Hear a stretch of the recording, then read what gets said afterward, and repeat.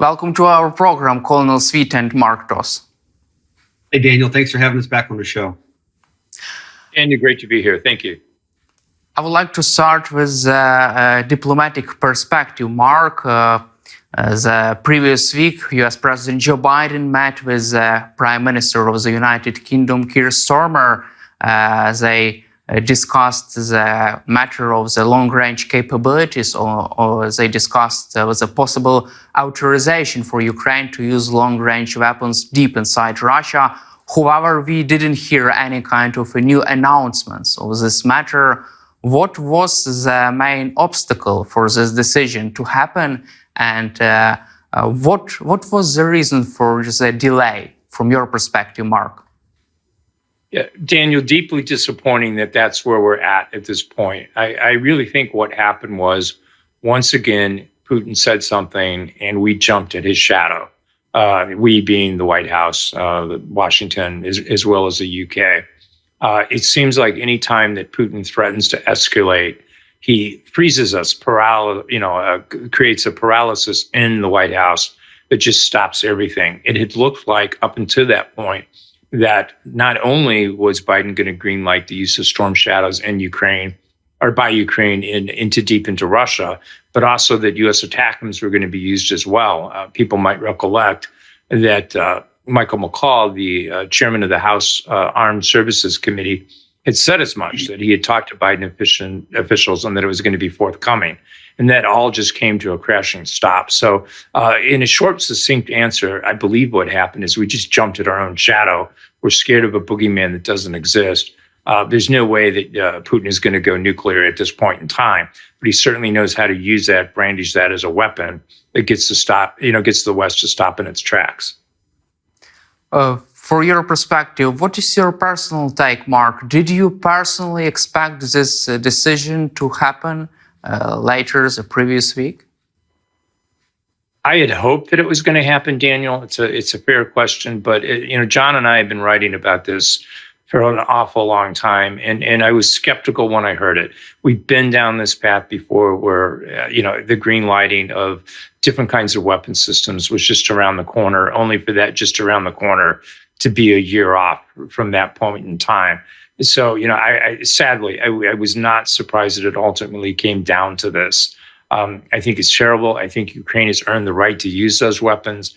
I think what Ukraine is facing, in terms of defending its civilians, its energy infrastructure and the like, especially ahead of the coming winter, it's important that they have those systems. But I also think it's important that they have them to create space on the battlefield so they can take advantage, or keep taking advantage of, offensive opportunities, such as what they're doing in Kursk. So, sadly, I wasn't surprised, but I was hopeful. I was really hopeful that we'd gotten over this hurdle, as we had in the past about F-16s, HIMARS, in the initial use of ATACMS. Let's cover also the military aspect of this question. Colonel Sweet, what does the delay in this matter mean for Ukraine's war effort in the Kursk region? What does it mean for our operations there and also in the east of Ukraine? Well, it certainly means that we've restricted Ukraine's ability to interdict Russian forces that continue to flow into the country. The UK Ministry of Defense is telling us that between 1,000 to 1,400 Russians are being killed every day. And that's only possible because they have a flow of forces arriving onto the battlefield. And Ukraine needs to be able to interdict that. Look, ATACMS can interdict that. A Storm Shadow and Scout can interdict that. Ukraine's plenty able to strike the longer range targets with their own organic acids, as we saw last night in Tver, where the Russian storage facility for S-300s, 400s, and North Korean ballistic missiles was hit and destroyed. So what they need is interdiction ability. They have deep strike capability organically. Simply by denying them that capability, we are prolonging the war. Also, it seems like the United Kingdom is more open, more brave in question of long-range capabilities for Ukraine. The Guardian reported that the UK would allow Ukraine to strike deep inside Russia with the Storm Shadow cruise missiles, but the UK government was waiting for the approval from the White House. what would be the better choice for Ukraine? ATACMS missiles with this permission to strike deep inside Russia, or long-range cruise missiles, Storm Shadows, Colonel Sweet? Depends again upon the target. I think long-range precision deep strike capabilities going after storage facilities, going after headquarters, going after missile sites. I think that's the perfect weapon system. Troop formations, if you will, assembly areas. That's a great target for ATACMS. So they need both. The answer is they need both. They need the introduction capability ATACMS provides, and they need that precision deep strike capability that a Storm Shadow, Scalp, and oh, by the way, the Taurus missile can provide also. Let's cover also the situation on the ground in the Kursk region.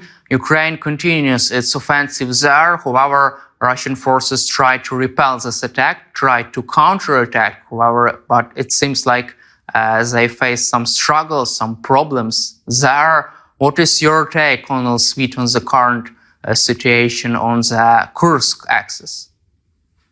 Absolutely. Look, the Russians are good at one thing, and that's massing infantry and that's massing artillery on a static target.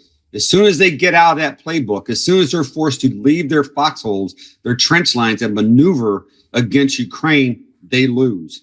Ukraine's strength comes from mobility, from maneuver, and supporting maneuver with close airstrikes and those interdiction strikes. When Russian forces move from one point to another, they expose themselves with convoys on roads that Ukraine can take out with their drones and artillery. So Ukraine has been very successful in getting Russian forces to reposition by simply outmaneuvering those forces in a defensive position. They've also been very successful at baiting Russian forces in by withdrawing from areas, allowing the Russians to come in, and then enveloping them and forcing them to surrender. So a lot of progress is being made in the Kursk region. A lot of damage is being inflicted upon Russian forces. But do you expect Russian forces to be able to fully repel this attack in the Kursk region before the beginning of this winter? I'm not sure fully repelled is the right answer, because I'm not sure what the end state is as far as what Ukraine wants to do in Kursk. Do they continue to advance? Do they establish a defensive line and hold the terrain they have? So it really comes down to Ukrainian tactics. But obviously, the closer you get to winter, the more intense the fighting is going to be, because now it's about position. Now it's about, okay, what are we going to hold during the winter cycle? Because again, lines of communication, getting supplies, cold weather gear, ammunition, there's a lot to think about, particularly on the logistics side. Can Russia retain terrain? I think Russia could put more troops into the area, but let's look at the troops that are being sent to the area. They're not their first team or their second team. Most of these troops are mobilized reservists and conscripts, and most of the leaders are, not experienced, and they are suffering because of that inexperience, both in leadership and in combat experience. Also, Ukrainian Commander-in-Chief General Syrsky said that Ukrainian army has successfully stopped Russia's advances, Russia's offensive in the Pokrovsk direction. What is your take on that, and how do you see the role of the Kursk operation in this matter, in this achievement? It's all of the above. Let's understand everything's interconnected. There's main efforts and supporting efforts. Okay, the main effort's been in Kursk, the supporting effort's been in Donbass. But because of the main effort in Kursk, Russia has had to reposition forces. And because of that, they have not been able to maintain the offensive that they would have liked to have maintained. Look, let's also understand this. Just because Russia has been stopped in one area doesn't mean they're not going to back up and look for another area to go into. So Ukraine's constantly having to look beyond the close fight and looking out towards, the battle of interdiction. Where are these forces coming from, and where are they projected to go to, and then striking them before they get to those locations. So it's still a war of intelligence, but it's also a war of kinetic energy. Let's cover also the political aspect of the Kursk operation as this offensive continues and Russia struggles to repel Ukrainian attack and to counterattack. How do you see, Mark, the main effects of this operation on the policy of Western countries right now, as we face the another week of this operation? Daniel, it's a fair question. I'd call it a work in progress, not so much from Ukraine's standpoint, but in terms of the West getting the message that Ukraine sent by going into Kursk to begin with. Ukraine clearly said, we're in this to win it, no uncertain terms, and we're willing to take the fight to the Russians.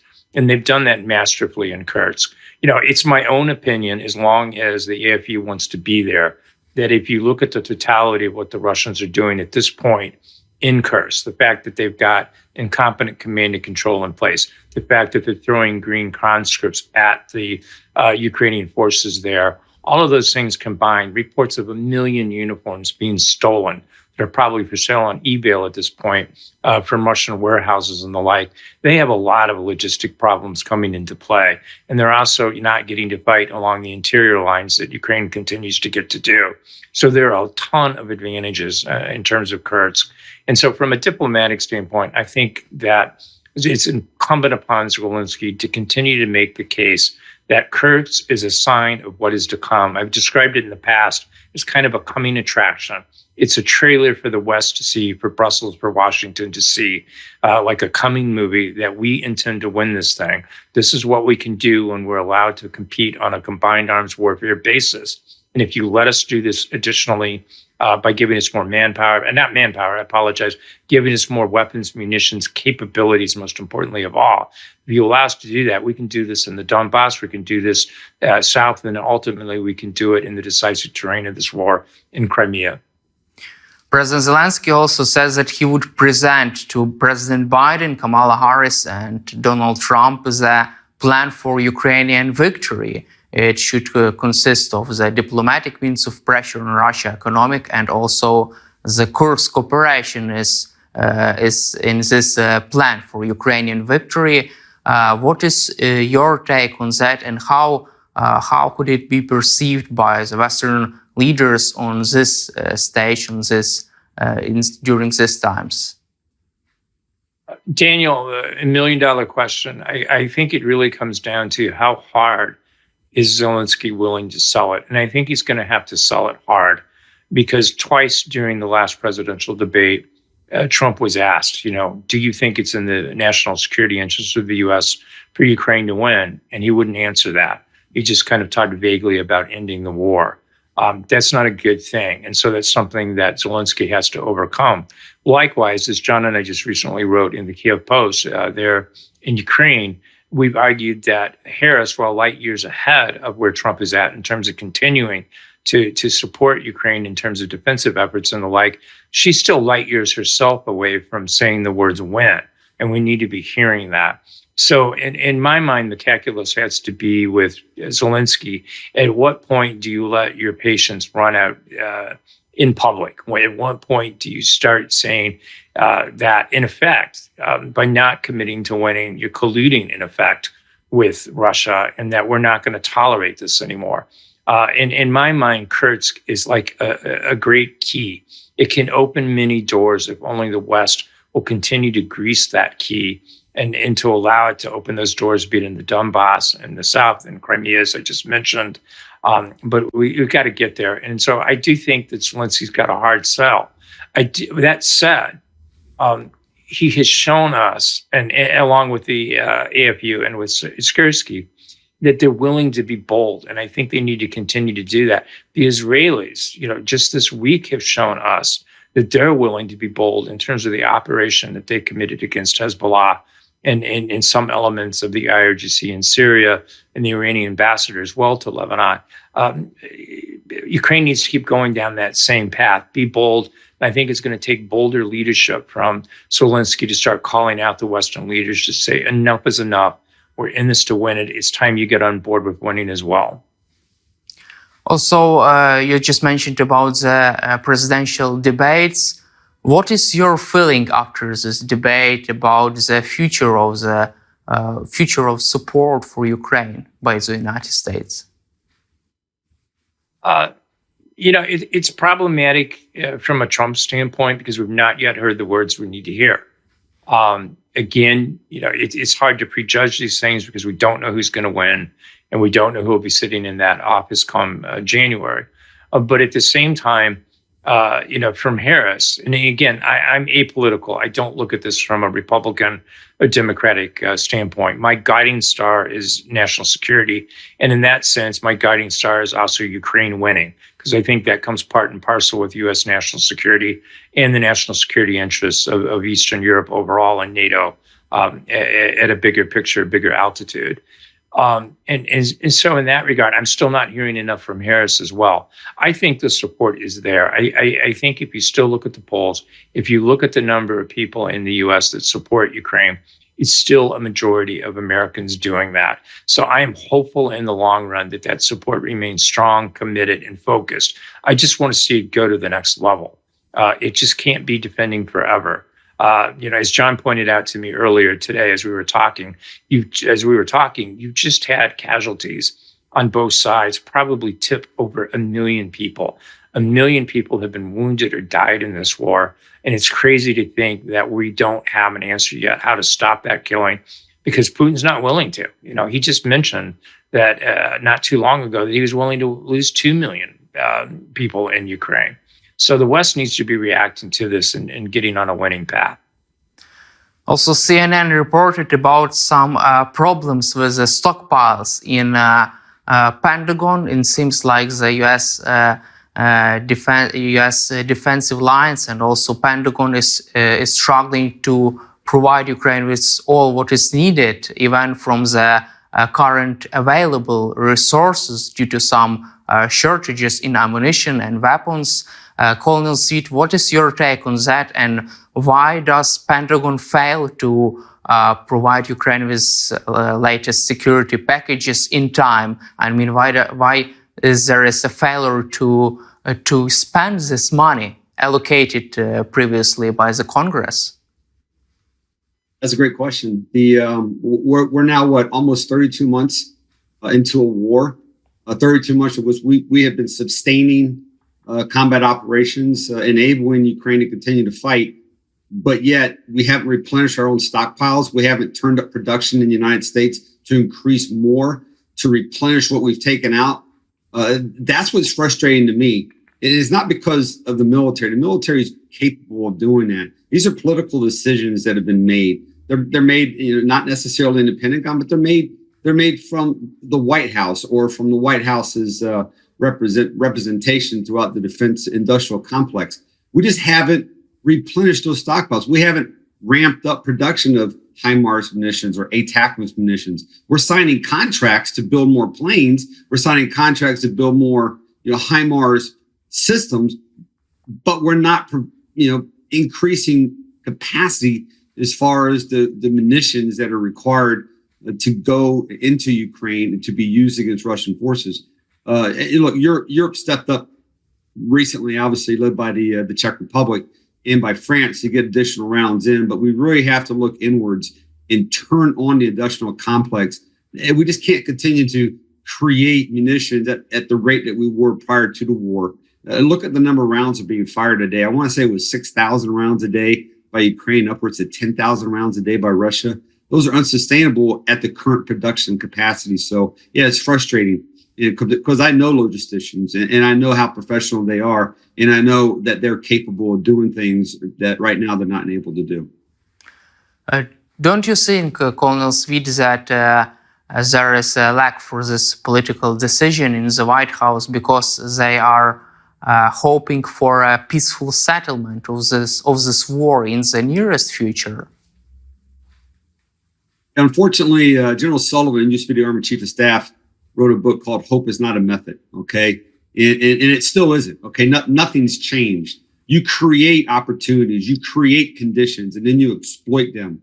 Waiting for someone else to do something for you is not an option. You set your own conditions. Right now, Ukraine set in its own conditions, but Ukraine needs an opening. Ukraine needs some support from additional support from the West in order to close that door, in order to show Putin the exit. The exit strategy for Putin is to leave, and he needs to be pushed through that door. And right now, there's just not enough political will in the West. When I say West, I include NATO into that equation, to open that door and to push them through it.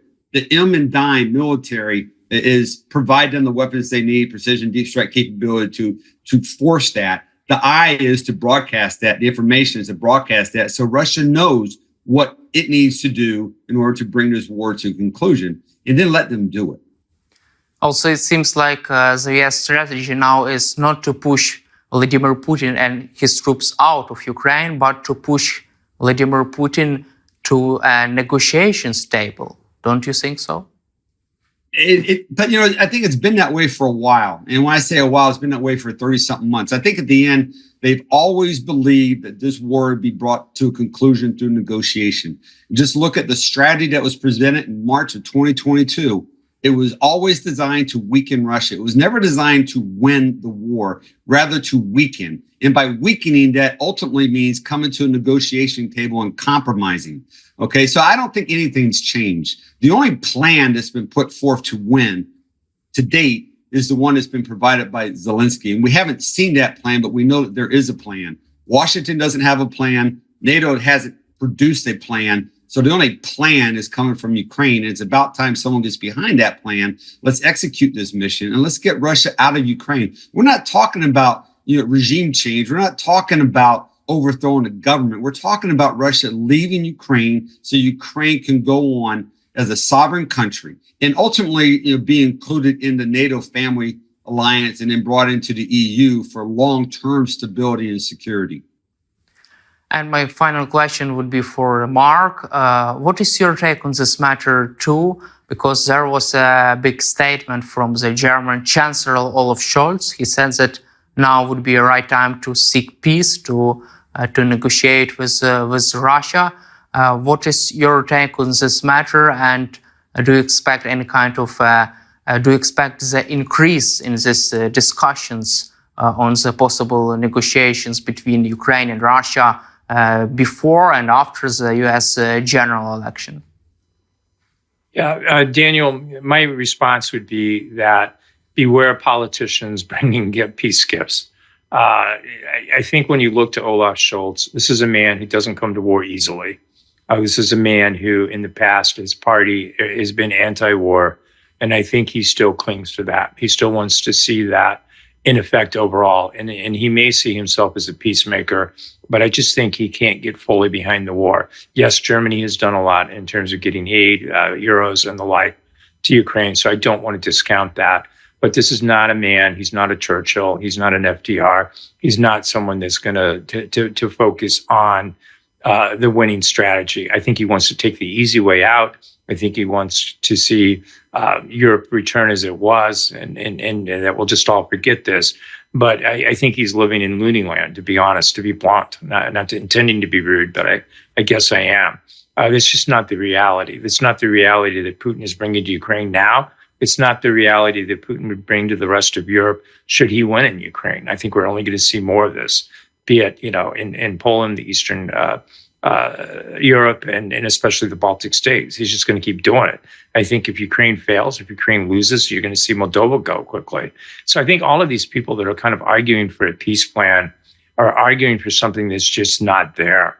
It's there in their minds, maybe in their hearts, and maybe they're wanting to do it for all the right reasons to stop the killing. But it's not going to stop any of that. It's just, it may delay it for a little bit, but I think it's naive. And so from my standpoint, the people that are taking that approach, looking for peace paths, that's just not going to happen. Putin only knows one thing. As John often says, credit him with this, a punch in the face. This is something that's going to have to be won on the battlefields. And the only way this stops is for Putin to lose. Nothing else will do that. If we don't make him lose, you and I will be back here in 1 year, 2 years, 3 years, talking about the same thing. We just can't keep doing it this way. Thank you, Mark Toth and Colonel Svid, for your time, for your insightful answers, and glory to Ukraine. Hey, For Ukraine. Thank you.